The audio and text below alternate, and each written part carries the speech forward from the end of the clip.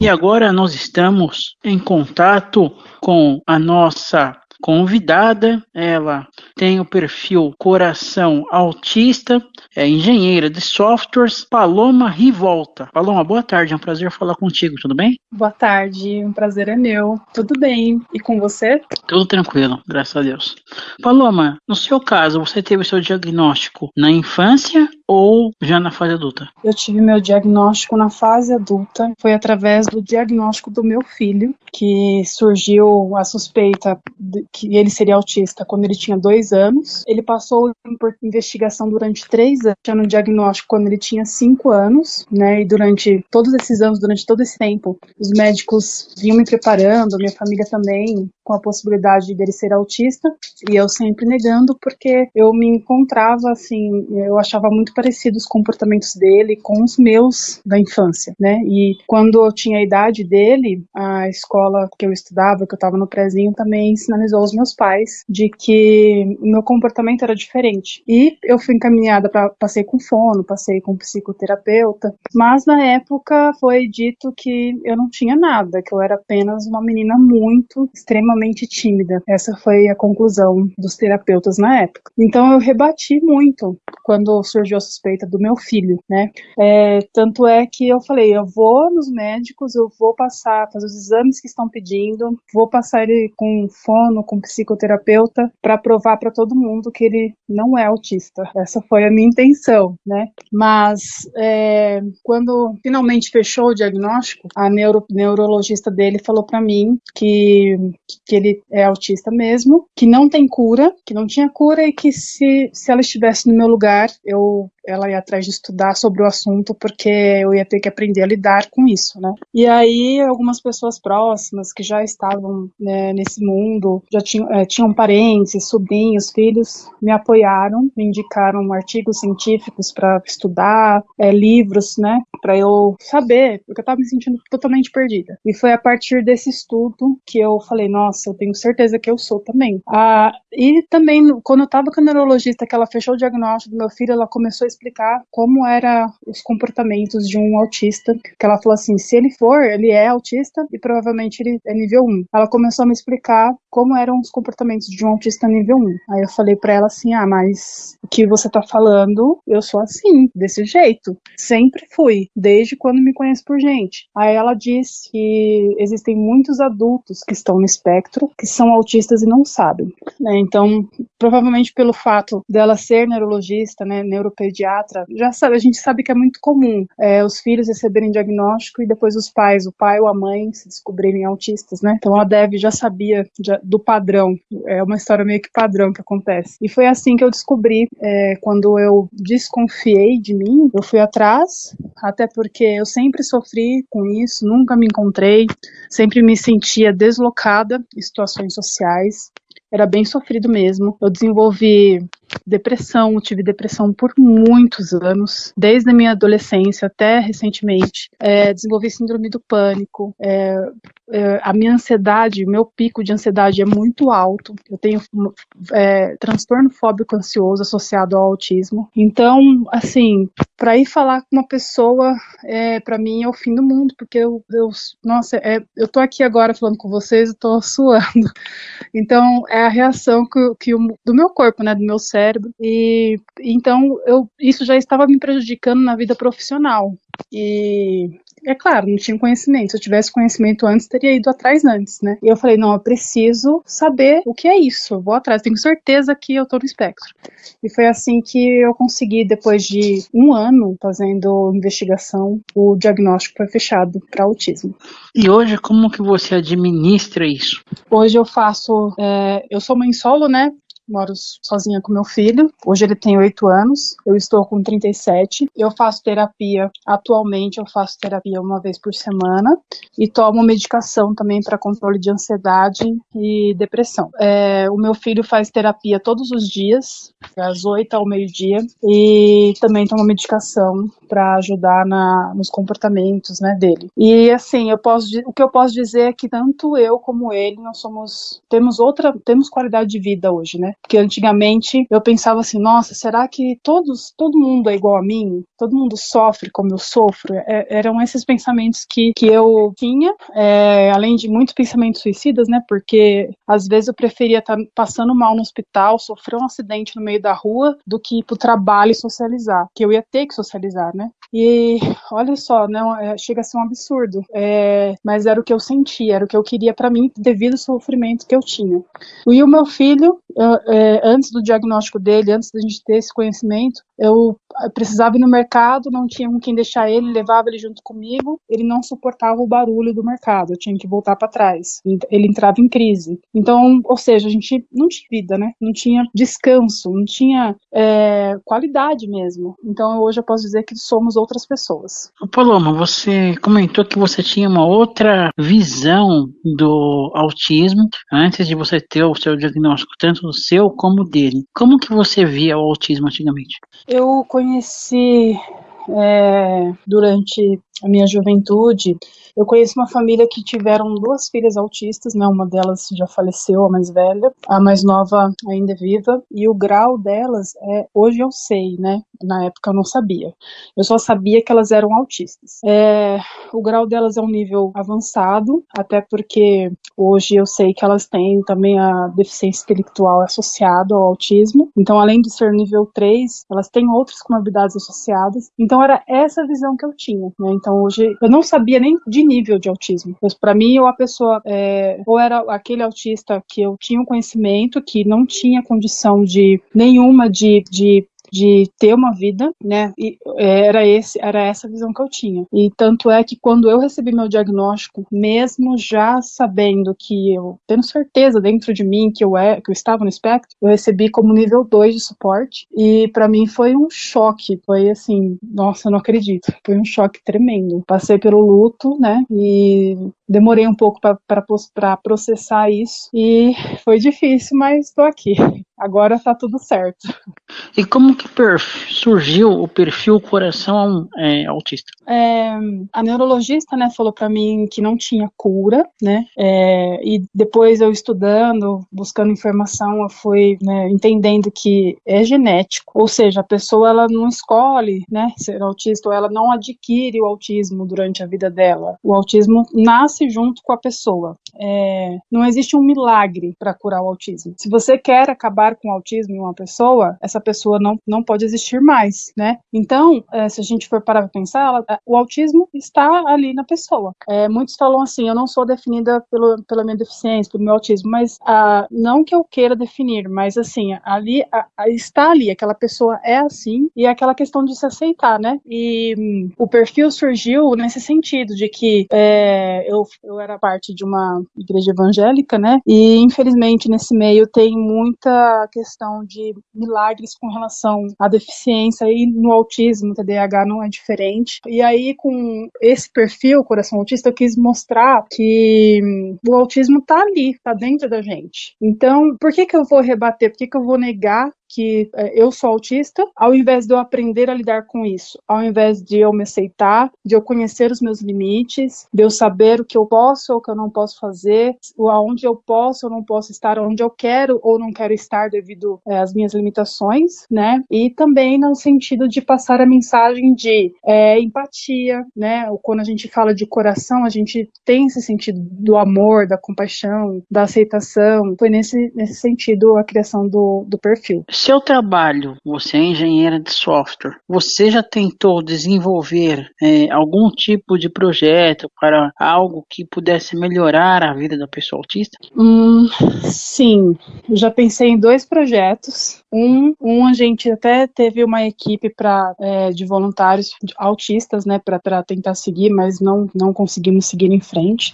Esse projeto seria para criar um aplicativo de relacionamentos voltados para autistas, né? Porque a gente sabe, né, que o autismo ele é um atraso do neurodesenvolvimento que prejudica principalmente as interações sociais, né, comunicação. Então, isso, se a gente for parar para pensar, a gente se comunica de toda forma. A gente se comunica na fala, no olhar, no corpo, em tudo, no que você veste. E aí, consequentemente, o autista ele vai ter muita dificuldade em relacionamentos amorosos, em fazer amizades, né? Então a intenção era criar um aplicativo de relacionamento voltado para autistas, pessoas autistas. Mas aí nós chegamos num ponto em que, além de não ser barato, né, você conseguir ter um aplicativo desses, a gente não tinha como prosseguir nessa parte, e além da questão do ter um diagnóstico formal, né, então as pessoas autistas a gente precisa ter uma certa segurança, né, com esse público, até porque muitos têm dificuldade em desenvolver para perceber segundas intenções, né, para a pessoa saber ou não se está sendo manipulada, enfim. Então teria essa questão também envolvendo o aplicativo na questão de segurança das pessoas. E aí se a gente fosse exigir, por exemplo, um diagnóstico formal de quem fosse se inscrever no aplicativo, isso poderia também dar algum problema jurídico. Então a gente barrou nesse ponto aí. E o outro projeto que eu tinha em mente, mas eu não cheguei nem a sentar para fazer um planejamento, foi no sentido de ter um joguinho virtual, né, um aplicativo que seria um jogo que fosse mais voltado para crianças, no sentido de facilitar para elas como desenvolver as tarefas diárias. Então, como administrar, como gerenciar, eu acordar, escovar os dentes, tomar um banho, tomar o café da manhã, de uma forma bem lúdica, né? Então, tarefas diárias que para muitas pessoas é bem simples, mas que para os autistas a gente sabe que é um desafio enorme.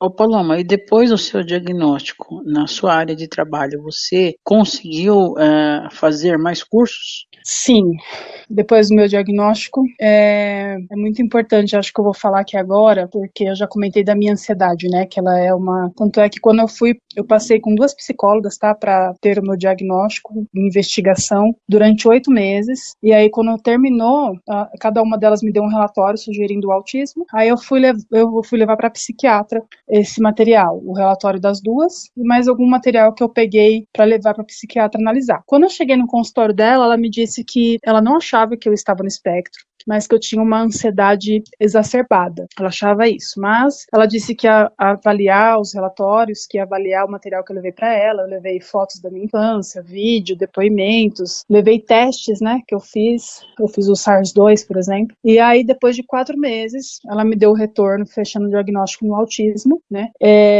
e aí ela conversou comigo, porque eu tinha dito para ela que para mim, eu me sentia uma pessoa, desculpa a expressão aqui, entre aspas, burra. Por quê? Porque eu demorava muito para entender as coisas.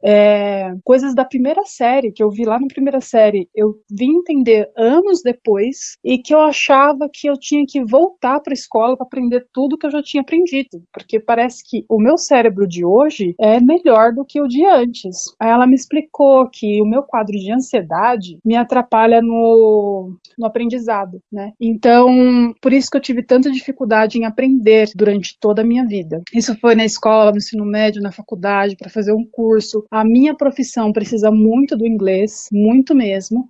Além de ter a dificuldade social na comunicação, né, de ter essa ansiedade, esse medo de se comunicar, o ideal seria que eu falasse o inglês fluentemente para eu ter, assim, atingir todas as possibilidades no meu meio profissional. E o inglês foi uma dificuldade enorme para mim, porque eu não conseguia simplesmente, eu uso o inglês no meu dia a dia, né, eu leio e-mails, se eu tenho dificuldade eu pego o tradutor, mas se eu entrar numa reunião que as pessoas estão falando inglês, ou eu preciso falar inglês, eu travo, porque eu consigo formar muitas vezes a pergunta na minha cabeça, mas eu não consigo expressar na fala. É incrível, é um bloqueio enorme, que é causado pela minha ansiedade. E aí depois do meu diagnóstico, comecei o tratamento, comecei as terapias, e eu percebi uma melhora muito, não tá 100% ainda, tenho muita dificuldade, mas no inglês melhorou muito, né? Então eu tenho trabalhado nesse ponto, nessa questão. Não sabia que a ansiedade me atrapalhava tanto assim no aprendizado, hoje eu sei, e eu também consegui tirar algumas certificações depois que eu me descobri autista.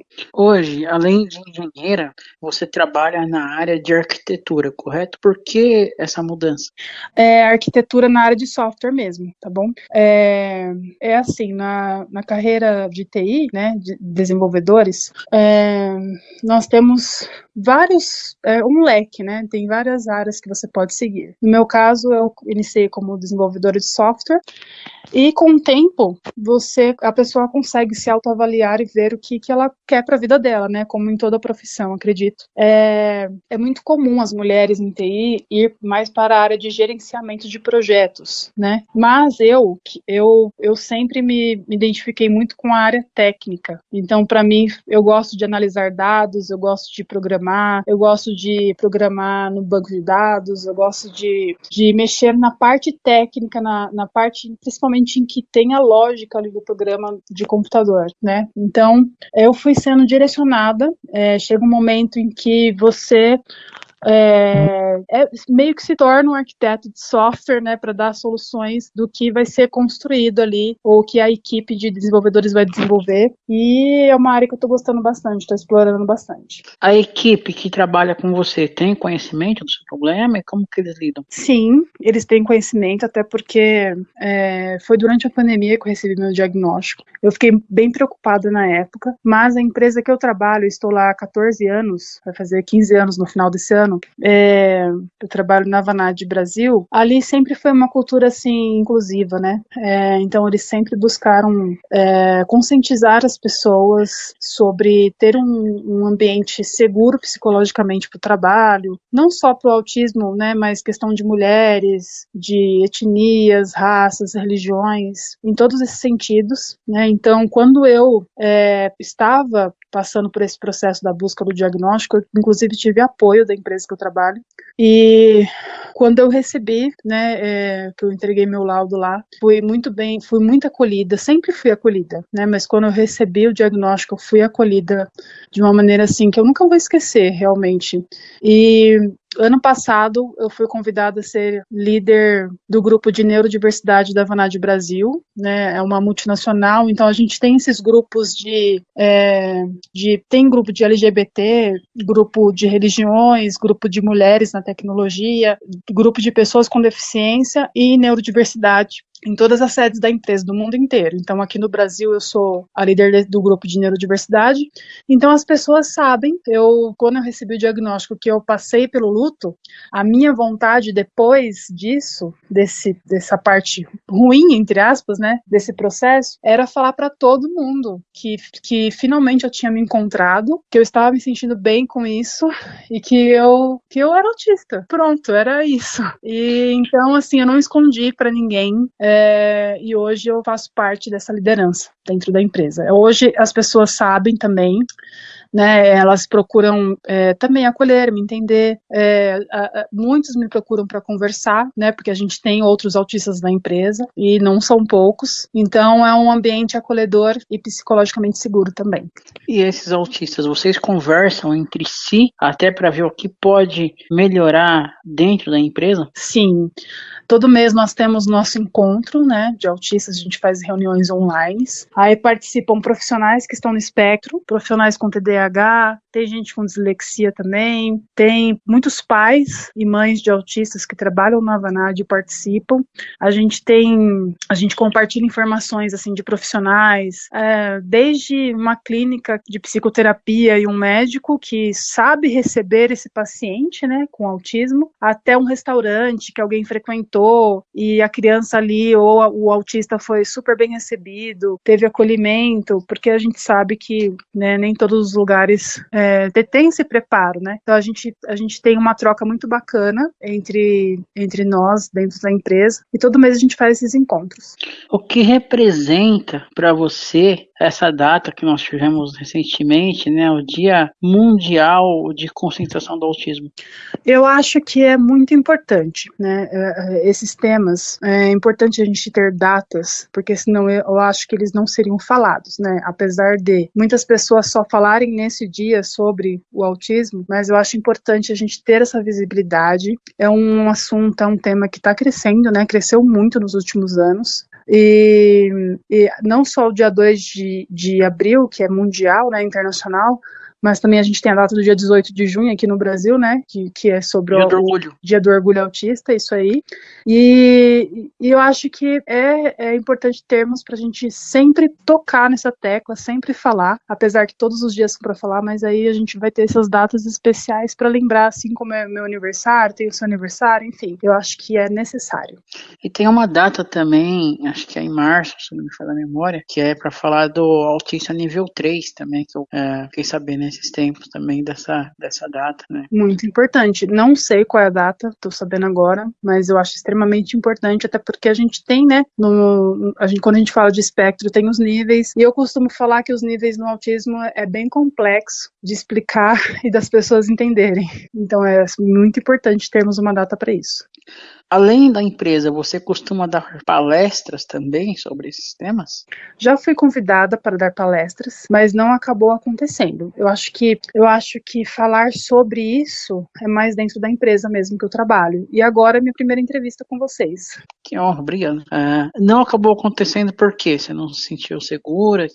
Na verdade, foram conflitos de agenda, tanto da minha parte quanto da parte da pessoa que convidou, e aí acabou não acontecendo. Assim, eu fiquei sabendo de você pelo seu Instagram. Você acredita que hoje em dia, você vai ter até mais convites, muito também por causa do seu perfil no Instagram, que é um nome, né, que diz tudo, Coração Autista? Sim, eu acredito que convites sempre vão surgir, né? É algo recente na minha vida, tá? O perfil eu criei, não foi assim, acho que tem 1 ano e meio, 2 anos esse perfil que eu tô lá, e desde então surgiram alguns convites, e aí não aconteceu por conflito de agenda, mas eu acredito que sim, vão surgir outras possibilidades. Uma coisa que nós vemos muito o pessoal falar, principalmente mães, né, da importância não só de cuidar do filho autista, mas também de se cuidar, sobretudo, a saúde mental. Sim, é um tema bem polêmico, porque assim, ó, vou dar um exemplo aqui, tá? Uma vez estava lá na empresa trabalhando e meu líder chegou em mim e falou: Paloma, você vai fazer o treinamento de brigadista, que tem que ser feito, né? Falei, tá bom. Nesse treinamento, eu acho que assim, é algo muito importante, acho que deveria ter em escolas, né? Primeiro ponto que eles frisam lá é: para você socorrer uma pessoa, você precisa estar bem, você precisa estar seguro. E outro dia eu li algo referente a mães de autistas, né, principalmente, que o estresse que elas passam, que nós passamos, né, porque eu também sou mãe de autista, é semelhante a um soldado em guerra. E eu nunca estive numa guerra, tá? Nunca fui um soldado ou uma soldada, mas o estresse é muito grande. É muito grande, gente. Então, assim, infelizmente, no Brasil, não sei em outros países, não tenho dados sobre isso, mas no Brasil a gente vê um quadro muito triste de mães, não só de autistas, mas de filhos com deficiência, serem abandonadas por seus parceiros, por familiares. As mães não têm suporte, as mães não conseguem se cuidar. A realidade é que as mães se anulam por seus filhos. Muitas mães, a mulher já sendo mãe, ela já tem essa natureza de se anular pelo filho. Se o filho tiver alguma deficiência, estiver no espectro, ela vai deixar de existir praticamente. Só que esse deixar de existir é muito pior, na minha opinião. Às vezes a pessoa não tem escolha, né? Muitas vezes não se tem escolha, mas é preciso se cuidar, é preciso se olhar, é preciso estar bem para poder cuidar do próximo, para poder cuidar da família, dos filhos. Então, isso é muito importante. Você comentou da questão de brigadista, né? Só uma curiosidade, nós temos algumas pessoas que estão no espectro, né, que foram para essa área, né? Tem o Major De Paulo, né, lá de Curitiba, que acho que é do Bombeiro, inclusive. Tem a Natália Batista, também a Major da Polícia lá no Maranhão, né? Tem o Éder Padilha também, que foi do Paraná.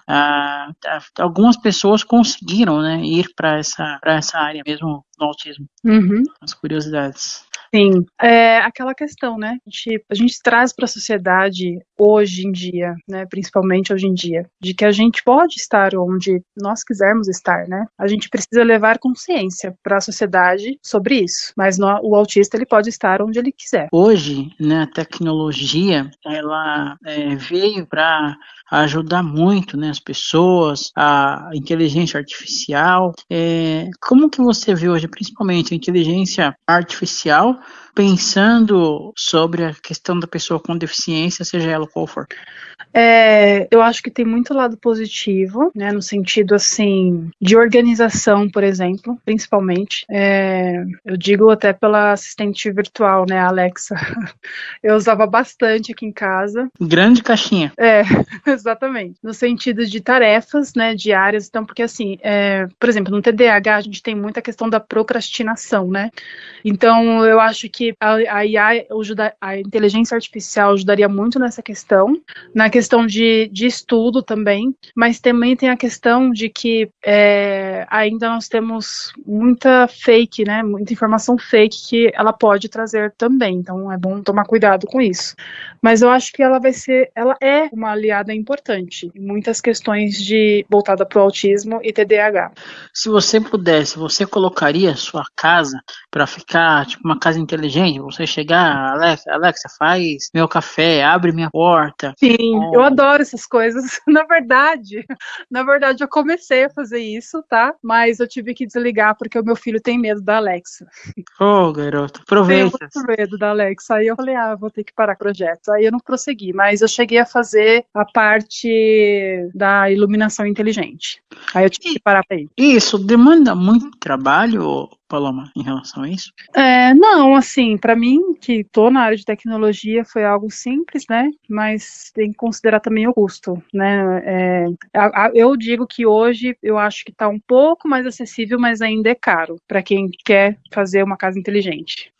Realmente, você chegar na casa, né, e falando toda a casa e Sim. fazendo assim, né, pro visual é uma mão na roda. Exatamente. Ainda é caro, né? Existe um recurso que fizeram recentemente, não sei se você já teve contato, a Amelie, que é um recurso de inteligência artificial, que para quem tem alguns recursos, inclusive para o autista, para o deficiente auditivo também, e para o cego, ela descreve as fotos, os vídeos, se for vídeo curto, é um negócio no WhatsApp, um número que você manda a foto para ele, algo assim, ele vai descrevendo. É um recurso aqui do Brasil, inclusive. Muito bom. Eu não sabia deste recurso, né? Eu sei que a gente tem, acho que você pode até falar melhor do que eu, mas no Instagram, por exemplo, a gente vê vários posts, né, para todos verem, tem a parte lá de acessibilidade para fazer essa descrição. É nesse sentido, certo? Sim, para cego ver, para todos verem, tem esses logos assim, pessoal colocar, né, as descrições. Isso.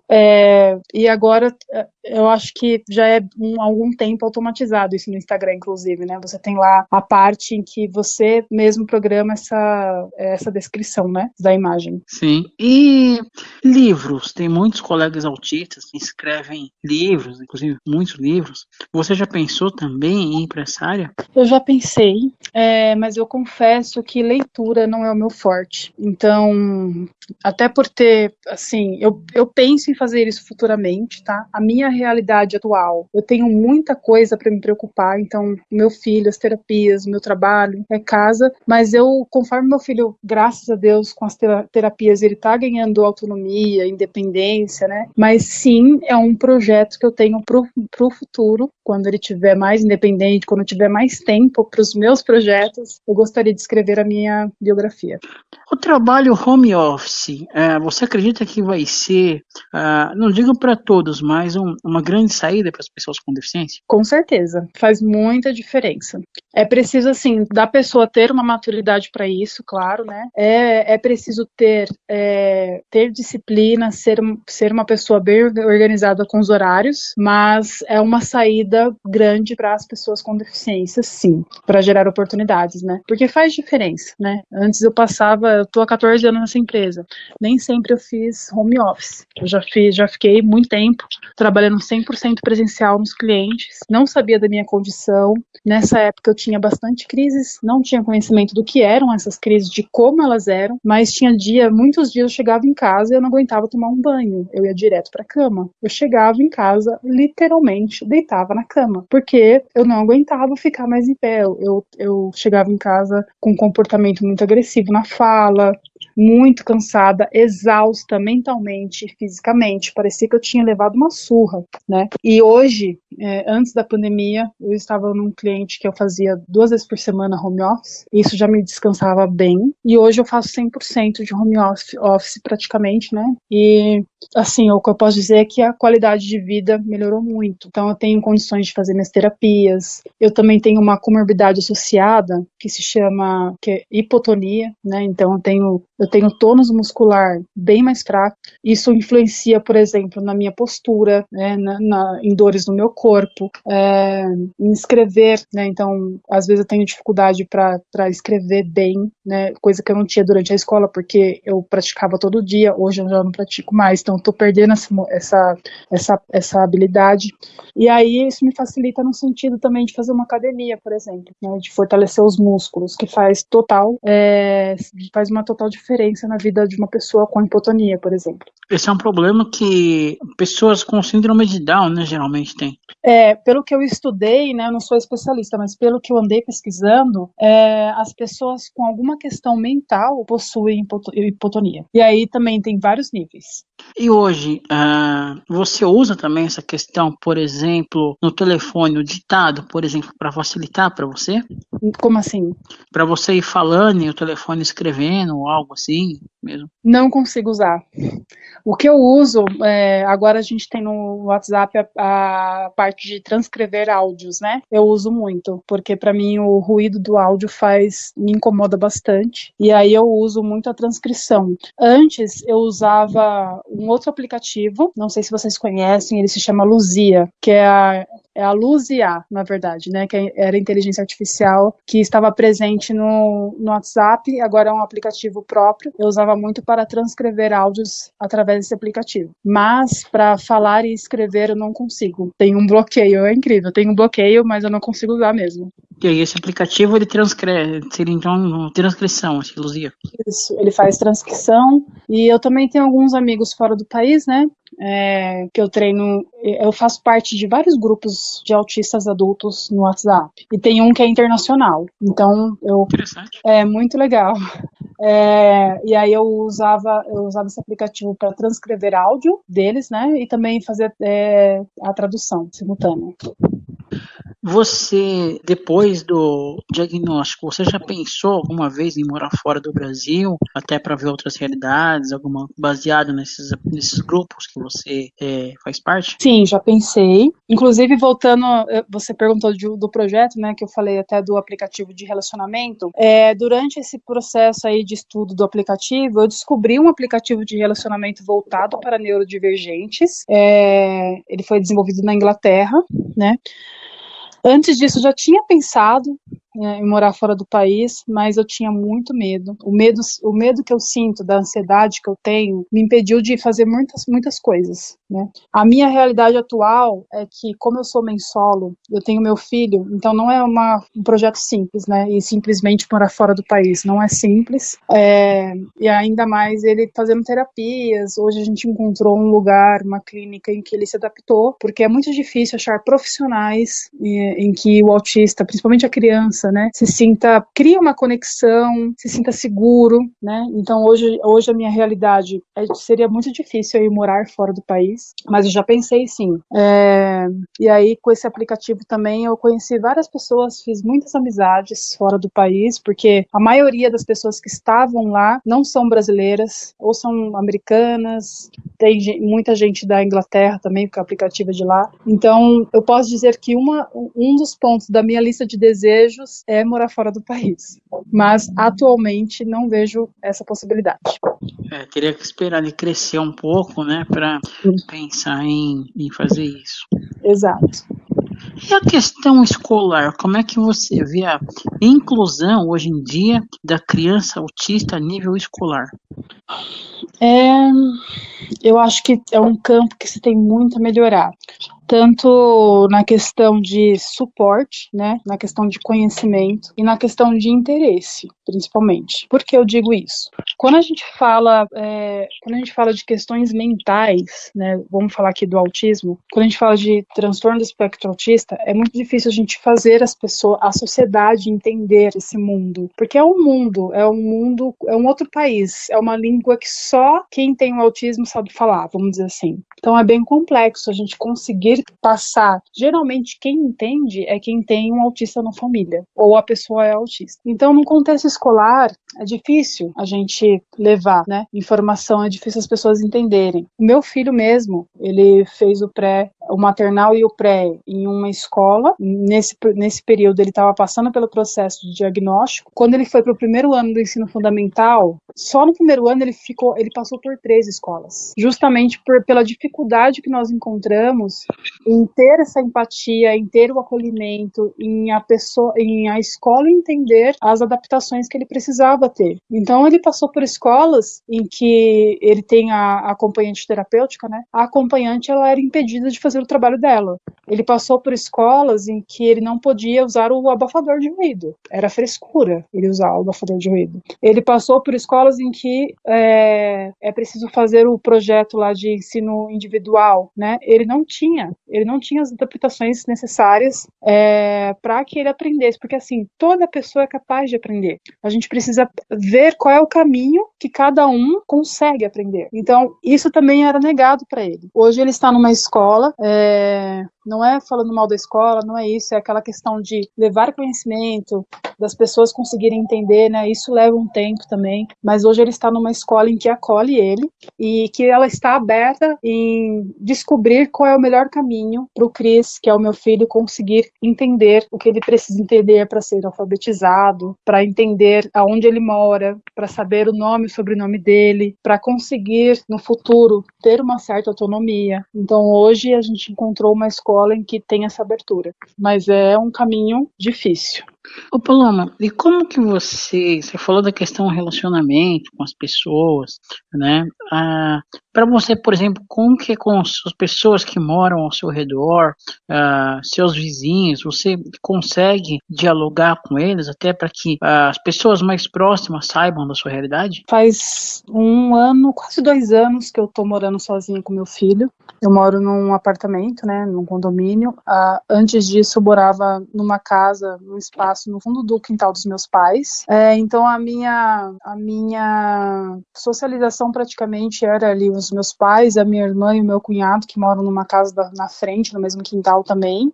Com vizinhos, na época que eu morava ali com os meus pais, era bom dia, oi, boa noite, era isso. Hoje, né, depois de muita terapia, eu consegui sair e morar com o meu filho, né, ter essa independência, mas fazendo terapia. E hoje eu tenho aqui os meus vizinhos, que basicamente também bom dia, oi, boa noite, mas eu faço parte do grupo do condomínio, às vezes eu socializo lá, eu não consigo manter uma amizade, então assim, às vezes nós temos eventos aqui no condomínio, por exemplo, evento de carnaval, de final de ano, né, que o pessoal se reúne aqui para fazer alguma coisa, eu levo o Cris, que as crianças vão, mas eu converso, mas eu não consigo ter uma conexão, sabe, para mim é um pouco difícil ainda isso. Eu consegui identificar em terapia que eu não tenho amigos, eu não consigo manter amizades. Você ter uma conversa online, né, é diferente de você ter um amigo para sair, tomar um café, ir no cinema. Então isso para mim ainda é algo que está em construção. Paloma, em nome da Web Rádio Teletema, das demais rádios parceiras conosco, do programa Espaço da Inclusão, gostaria de agradecer a sua atenção, a sua gentileza aqui com o nosso programa. Gostaria que você deixasse as suas considerações finais, se quiser passar seus contatos também, fique à vontade. Pessoal, eu que agradeço pelo convite, foi um prazer imenso mesmo fazer essa entrevista com vocês, né? Como eu disse, minha primeira entrevista. O meu Instagram é coração.autista, tá? Fiquem à vontade ali para me seguir, fazer perguntas, entrar em contato comigo. O meu WhatsApp, posso Posso deixar aqui o número também? Pode, fica à vontade. É 11 96611 6224. Peraí, 11, vou devagar. 11 11 96611 6224. O meu propósito de vida hoje em dia é ajudar pessoas. Então, eu tenho imenso prazer em ajudar. Quem quiser entrar em contato, tirar dúvidas, eu estou à disposição, tá bom? Ok, conversamos com a engenheira de softwares Paloma Rivolta aqui na Web Rádio Teletema, programa Espaço da Inclusão.